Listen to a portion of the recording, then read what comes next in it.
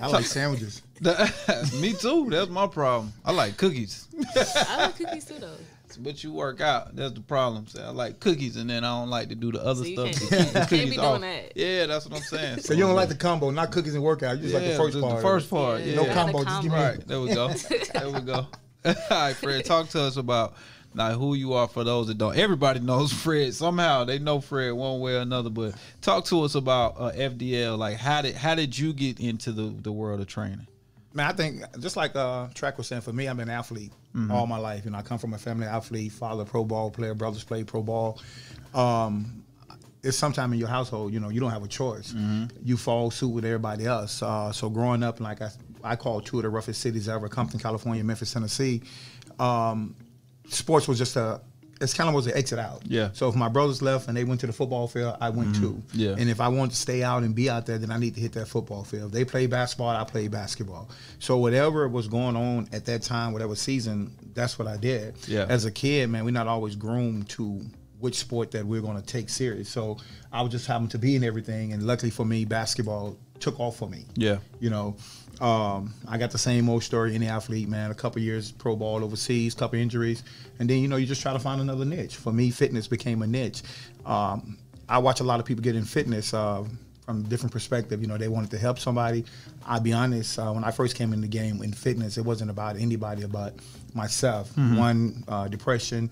Two, torn ACL, torn patella, Achilles. So many different situations that have a setback in your life. You know, you begin to start questioning yourself. You know, were you ever that good? Why did this happen to you? And it gets kind of sad because it's faith-based, believing in God like I did. You know what I'm saying? We should know that whatever happens, you know, it's the better for us. Right. How will we take it? Whatever decision we make. But you got to figure that out, because as an athlete, you kind of grown to, you are the man per se on the basketball court, right? Or whenever you playing. So that becomes part of your DNA. That becomes part of who you are. Like, you're defined by that sport at some point. And when that's taken away from you from an injury, then you start to second guess who you are. Oh, yeah. So I get what you're saying. So you feel fall like in you that have depression. nothing, you know? Yeah. And so for me, man, I just started, it was one of them things where my outlet to my depression, to bad relationships and everything, let me go to the basketball court.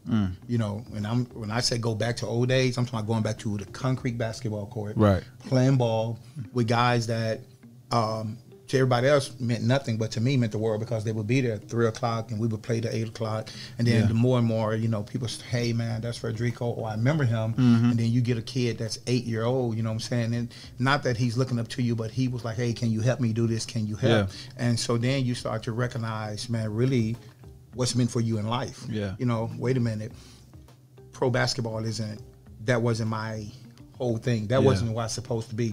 That was a part of my journey. Right. You know, then accepting what's the end game of your journey. My journey was to touch these type of avenues, so then I can also help people grow further. Right. There's so many ball players that I know, we don't mention names, that's going to go on and be way better ball players than me. So many athletes going to do a whole lot. I'm just happy to have a conversation or a day of training with them, a month of training, a year, to help them get to where they needed to be. Right. So that's where then it changed.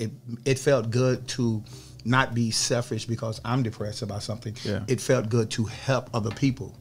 And when I realized that, man, I'm feeling good because she lost 30 pounds. I'm feeling good because he's got high blood pressure and they got him on pills and everything. But now I got him working out. He's drinking a lot of water. He comes to me 4 months later and he's shaking his bottle. You don't hear nothing. I'm like, what are you talking about? He said, man, it's empty. They said, I don't got to take it no more. So the more that happened for me, the more it began to be took over. I found myself helping people was a bigger award than me ever having 25, 30 points on the basketball court, me being the spotlight. Nah, that ain't the spotlight. The spotlight is not the 25 points on the court, but what about the 25 lives you changed this year? Absolutely. Let me hit that hype, baby. You want to hit that?